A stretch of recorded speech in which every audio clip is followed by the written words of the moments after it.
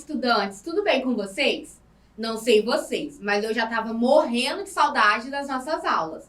Meu nome é Laura e sou professora de História. E na nossa aula de hoje, do Dever em Casa na TV, vamos conhecer um pouquinho mais sobre a resistência indígena e africana aqui no Brasil. Para vocês que estão nos acompanhando, essa é uma aula do 8º ano dos anos finais do ensino fundamental. Hoje vamos trabalhar com a seguinte habilidade da BNCC: identificar e relacionar aspectos da estrutura social e da atualidade com legados da escravidão no Brasil e discutir a importância de ações afirmativas. Nosso objetivo é compreender o processo de escravidão indígena e africana no Brasil e seu legado para a sociedade atual. Antes de começarmos nossa aula, aproveite e já marque sua presença. É bem fácil, basta apontar a câmera do seu celular para o QR Code que está aparecendo aqui na tela. Agora que você já marcou sua presença, prepara a mala de viagem, câmera fotográfica, que a nossa aula já vai começar. Nossa aula começa em 1500. Os portugueses desembarcaram no Brasil e tiveram o primeiro contato com os nativos para conhecer melhor a região e suas riquezas. Começava então a prática de escambo, que é a troca de mercadorias, e nesse caso foi a troca do pau-brasil por espelho e bugigangas, que não tinham valor nenhum para o colonizador. Portugal viu nos nativos indígenas mão de obra para a exploração do pau-brasil e outras riquezas que poderiam ter aqui nessas terras. Foi a partir desse momento que os povos indígenas passaram a ser escravizados. Os colonizadores passaram a utilizar de ameaças, força física e da propagação de doenças para forçar os índios a trabalharem para a coroa. Durante esse período, várias tribos foram dizimadas por conta do conflito com os portugueses ao se recusarem o trabalho escravo. Muitos povos indígenas fugiram para o interior do Brasil, evitando assim ser escravizados. E o fracasso da escravidão indígena fez com que os portugueses optassem pela escravidão do negro vindo lá da África. A Igreja Católica esteve presente durante todo esse período e travou diversos conflitos com os colonos portugueses. Isso porque os colonos queriam escravizar os indígenas para trabalharem nas plantações de cana-de-açúcar, enquanto os religiosos aproximavam-se deles para catequizá-los, pois eram vistos como seres inferiores que necessitavam da conversão ao catolicismo para que suas almas não fossem condenadas. Apesar de, em um primeiro momento, parecer que os padres jesuítas estavam do lado dos nativos, eles dizimaram suas culturas, pois as práticas religiosas realizadas pelas comunidades indígenas antes da chegada dos portugueses foram todas abolidas.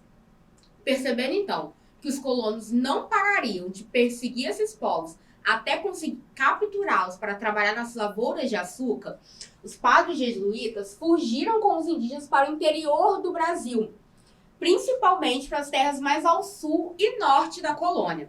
Surgiram, assim, as missões jesuíticas, que protegiam os índios da perseguição dos portugueses, nas quais eram ensinados a doutrina católica e o preparo de terras para a plantação de alimentos a serem consumidos. Para evitar o conflito entre os colonos e os jesuítas, a coroa portuguesa determinou a guerra justa. Os colonos só poderiam escravizar os indígenas com quais entrassem em conflito de forma gratuita, sem a provocação dos portugueses. Bom, de justo é só o nome, pois os colonos possuíam maior poder de fogo. A coroa portuguesa passou a notar que estava tendo maior prejuízo do que benefício com a escravidão indígena. As constantes fugas para as regiões distantes, a indisponibilidade para o trabalho em larga escala e a presença de jesuítas fizeram que a coroa repensasse o uso dessa mão de obra. Foi nesse momento, lá no finalzinho do século XVI, que a escravidão africana mostrou-se lucrativa e mais vantajosa. Desde a conquista da África, já existia um comércio humano no Oceano Atlântico. Praticamente todas as nações europeias utilizavam um modo de produção escravista. Foi então que o negro africano veio trabalhar como escravo no Brasil para atender o desejo da coroa de iniciar rapidamente a produção açucareira de forma intensiva. Além disso, o tráfico de escravos africanos era financeiramente mais vantajoso e passou a ser mais atraente para os setores de engenho. Foi dessa forma que a escravidão indígena foi sendo substituída pela escravidão do negro africano. Uma Uma vez em terras portuguesas, aqui na América, a vida dos escravos africanos eram as piores. A alimentação era muito fraca e mal possuíam nutrientes. Alguns escravos faziam pequenas plantações na terra de seus senhores para poder complementar essa alimentação, mas nem todos tinham esse direito. As rotinas de trabalho eram desumanas, podendo chegar a 20 horas por dia, e eram constantemente violentados de todas as formas. O tronco, o açoite, a humilhação, o uso de ganchos ou correntes no pescoço ou preso no chão eram bastante comum nesse período. A estimativa de vida de um escravo adulto nesse período era de apenas 10 anos. Essa rotina desumana fez com que muitas dessas formas de resistência surgissem nessa época. Que tal te dar uma olhadinha em alguma delas? Para fugir desse regime desumano, marcado por maus tratos e muito sofrimento, infelizmente, muitos escravos acabaram por desesperadamente atentando contra a própria vida e até mesmo a interrupção de gestação, no caso das mulheres. Com essas atitudes extremas, eles acreditavam que isso evitaria uma vida de mais sofrimentos para si e para seus filhos. Outra forma de resistência comum na época era através do sincretismo religioso. Isso é, existia a obrigação por parte dos senhores de engenho aos escravos abandonassem suas práticas religiosas e passassem a professar a fé católica. No sincretismo, elementos da religião africana eram incorporados no catolicismo sem que os senhores de engenho soubessem. Uma prática bastante famosa era de se enterrar as estátuas africanas e colocar por cima os santos católicos. Existiam também os quilombos, que eram comunidades afastadas formadas por escravos foragidos. O objetivo era dar a essas pessoas um novo lar longe do regime desumano praticado pelos senhores de engenho. Você já conhece ou já visitou algum quilombo? Chegamos então em 1824, no Brasil Império, ano da criação da primeira Constituição, e ela prevê a educação primária gratuita a todos os cidadãos. Porém, escravizados e indígenas não eram considerados cidadãos do Império. E apesar de garantir à população negra liberta a educação, não foi bem assim que aconteceu. Isso porque a cidadania se estendia aos portugueses e filhos de portugueses. Aos libertos, contudo, era preciso ter renda que somasse mais de 800 mil réis. Essa população passou então a ser marginalizada e passou a ser normal tê-los de fora do âmbito escolar, mesmo após o 13 de maio, que era a data da abolição da escravidão na República. Entre a Constituição de 1824 e a de 1891, era comum que os seguintes sistemas escolares acontecessem: aulas em domicílios para ricos, escolas públicas aos pobres e livres nascidos, ou cursos de seminários católicos, mas esses para poucos. Os nascidos na África, que haviam sido trazidos ao Brasil à força, não tinham direito a frequentar esses espaços. No Rio de Janeiro, por exemplo, proibia-se ir à escola quem tivesse uma doença contagiosa ou mesmo os negros que ainda que libertos. Apesar de estarmos falando de um pouco mais de 130 anos, todos esses fatos refletem na desigualdade vivida nos dias de hoje. Segundo os dados do IBGE, o Instituto Brasileiro de Geografia e Estatística, enquanto 76% dos jovens brancos entre 15 e 17 anos estão matriculados no ensino médio, esse número cai para 62% entre a população negra. Isso significa que existe uma porção maior da população negra em situação de atraso escolar ou mesmo fora das escolas. Sem contar com as taxas de analfabetismo, que são maiores ainda na população negra do que na população branca, chegando a ser mais do que o dobro. No que se refere à média dos anos estudados para pessoas que têm mais de 25 anos, novamente, a população negra sai em desvantagem. Enquanto os brancos possuem cerca de 10 anos e 1 mês de estudo, os negros somam apenas 8 anos e 2 meses. E quando o assunto é nível superior, as coisas desandam ainda mais. A população branca apresenta taxa de 32,9% nessa etapa do ensino, enquanto os índices da população negra caem pela metade, ficando em 16,7%. Devido a esses dados e muitos outros, o Estado brasileiro assumiu a dívida histórica que tem com a população negra e indígena e passou a investir em leis e ações afirmativas a fim de corrigir os 350 anos de escravidão. Mas você sabe o que são ações afirmativas? Calma que eu te explico. Ações afirmativas são políticas sociais de combate à discriminação étnica, racial, religiosa, de gênero ou de castas, para poder promover a participação de minorias no processo político e no acesso à educação, saúde, emprego, bens materiais, entre vários outros.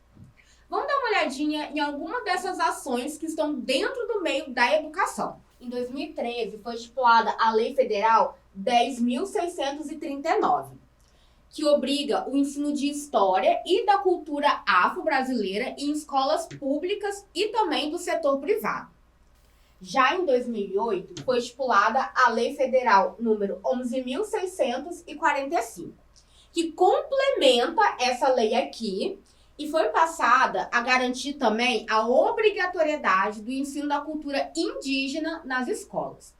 Já em 2012, entra em vigor a Lei 12.711, ou Lei de Cotas do Ensino Superior, que garante a vaga em universidades e instituições federais para os seguintes estudantes: aqueles que são de escola pública, que tenham renda familiar até um salário mínimo e meio por pessoa, deficientes, negros, indígenas e pardos. Você já tinha ouvido falar de alguma dessas leis? Chegou a hora da nossa interação de hoje. Teremos um caça-palavras inspirado em tudo que falamos hoje. Eu quero ver só quem vai acertar todas. Mas antes, se você ainda não marcou sua presença, não perde tempo. É bem fácil. Basta apontar a câmera do seu celular para o QR Code que está aparecendo aqui na tela.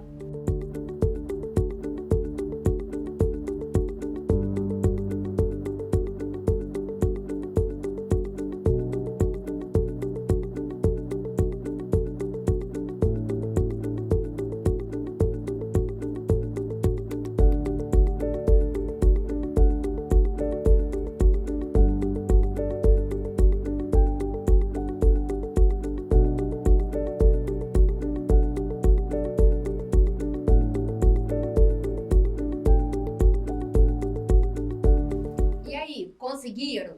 Vamos fazer essa resposta aqui juntos? Vamos lá.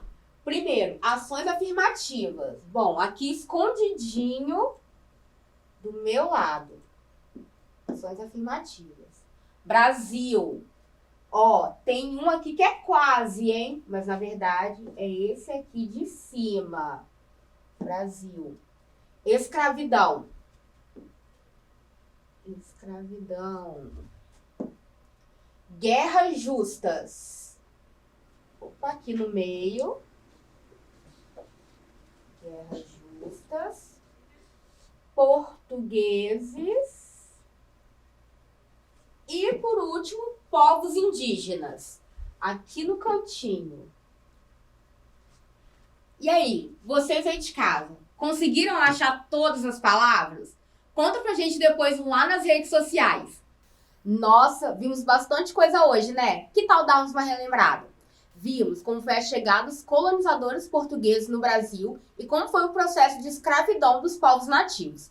E como a interferência da igreja, junto aos constantes fugas, fizeram com que os colonizadores procurassem novas mãos de obras para trabalhar no engenho de cana-de-açúcar. Vimos também como foi o processo de troca da mão de obra, que passou a ser trazida contra a vontade lá da África para o Brasil. Começava, então, o tráfico negreiro. E assim que chegava no Brasil, esses povos escravizados tinham expectativa de vida de apenas 10 anos devido ao regime desumano no qual se encontravam. Vimos também que mesmo após o 13 de maio e dando 130 anos ao fim da escravidão, os reflexos desse regime estão presentes até hoje na nossa sociedade, fazendo com que a população negra seja a menor porcentagem dentro das instituições de ensino. E para tentar sanar a dívida que o Estado brasileiro tem com essa população, foram criadas ações afirmativas, a fim de corrigir a monstruosidade do passado da escravidão e derrubar por mais de 300 anos esse índice aqui no país. Agora com vocês. Na aula de hoje, vimos um pouco sobre as ações afirmativas criadas pelo governo brasileiro e voltadas para a população negra e indígena. Qual delas mais te chamou a atenção? Para compartilhar com a gente, basta apontar a câmera do seu celular para esse QR Code que está aqui na tela, que vocês serão redirecionados para o nosso WhatsApp. Ou, se vocês preferirem, vocês podem anotar o nosso número. É 27 9966 10143. Esperamos vocês, hein? Olha, eu espero que vocês tenham gostado de conhecer um pouco mais sobre a resistência negra e indígena no nosso país. Não esqueçam de seguir a gente nas redes sociais apontando para algum QR Code aqui, viu? Lembre-se, mesmo distantes, estamos juntos. Nos vemos na próxima aula aqui no Dever em Casa na TV. Até lá!